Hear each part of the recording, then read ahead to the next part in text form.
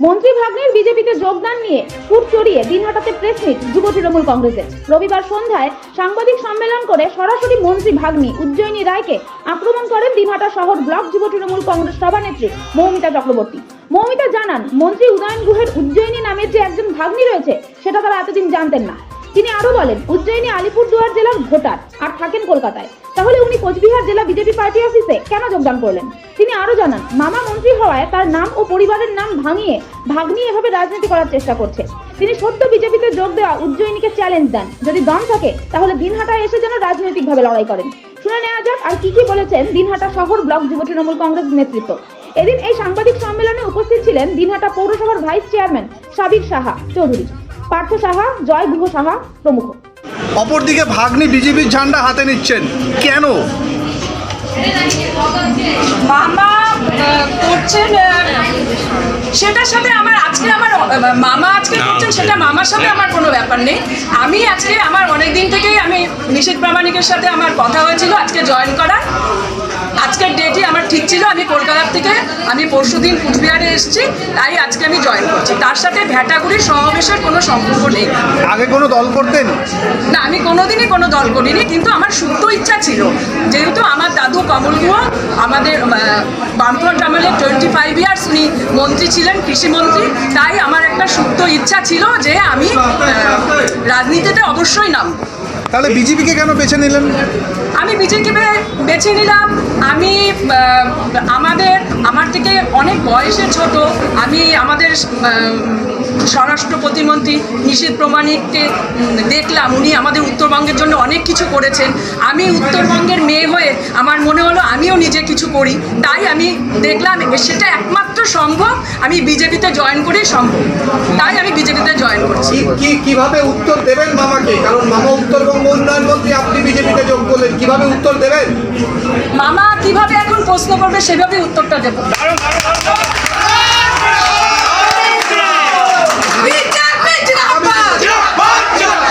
আগামী দিনে যদি আপনার সামনে কাজের ক্ষেত্রে মামা বাধা হয়ে দাঁড়ায়, সেক্ষেত্রে কি পাল্টা দেওয়া হবে? আমি সমস্ত বাধা অতিক্রম করে আমি এগিয়ে যাব। আমি জীবনে অনেক বাধা আমার এসেছে। আমি যখন 2020 সালে যখন করোনা চলছিল, তখন আমার হাজব্যান্ডের ক্যান্সার ধরা পড়েছিল, আমার ছেলে তখন 12-এ পড়ে। আমি একা করোনার মধ্যে আমার হাজব্যান্ডের সমস্ত চিকিৎসা আমি করিয়েছি টাটা মেমোরিয়াল হসপিটালে। কোনো আত্মীয় স্বজন আমার পাশে ছিল না, আমি একা সব করেছি। সেরকম বাধা যদি আমি একা করতে পারি, এখন আমার হাজব্যান্ড সুস্থ আছে, তাহলে আমি এটাও পারবো। তার মানে সেই দিন আত্মীয় স্বজন পাশে দাঁড়ায়নি, তাদের থেকে এখন এক প্রকার বিচ্ছিন্ন হয়েই আর কি সমস্ত কিছুই। না, তখন করোনার জন্য কেউ আমাকে সহযোগিতা করতে পারেনি, করোনার জন্য সহযোগিতা করতে পারেনি। করোনা না থাকলে হয়তো সহযোগিতা করতেন। দিদি, আপনার পুরো নামটা যদি বলেন। আমার নাম উজ্জয়িনী রায়। আপনার হাজবেন্ড? আমার হাজবেন্ডের নাম ঋষিপ্রতিম রায়। আমি আলিপুরদুয়ারে আমার পড়াশোনা, তারপরে আমি নর্থ বেঙ্গল ইউনিভার্সিটি থেকে ম্যাথমেটিক্সে এমএসসি করেছি। আমি 1999-এ এমএসসি পাশ করেছি, তারপরেই আমার বিয়ে হয়ে যায়। আমি তারপরে কর্মসূত্রে আমি বিভিন্ন জায়গায় ঘুরেছি আমাদের ভারতবর্ষে। এখন আমি কলকাতায় সেটেল।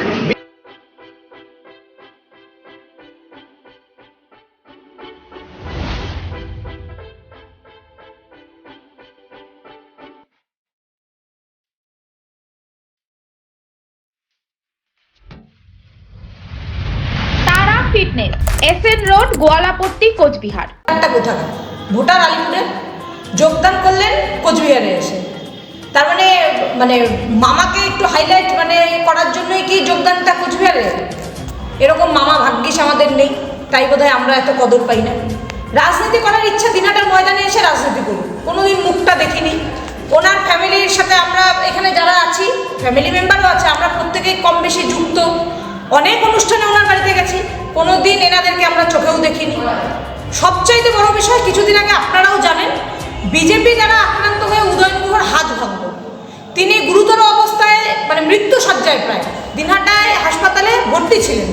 একদিনও তো দেখলাম না ভাগ্নিকে এসে মামাকে চোখের দেখা দেখতে। আজকে যখন বিজেপিতে যোগদান করলেন, ফলাও করে বলছেন যে মামা উদয়ন গুহ। তার মানে কি এরকম নেত্রী হওয়ার জন্য উদয়ন গুহকে ব্যবহার করা হচ্ছে, মামাকে নিয়ে ব্যবসা। তো এই সমস্ত সম্পর্ককে নেতাও হয়তো পাত্তা দেন না, আর আমরাও কেউ পাত্তা দিচ্ছি না। এরকম মানুষকে আমরা অভিবাদন জানাই যে কোচবিহারে এসে রাজনীতি করছে, তাকে আমরা ইনভাইট করলাম, ক্ষমতা যদি থাকে দিনহাটার মাটিতে এসে আমাদের সাথে লড়াই করো।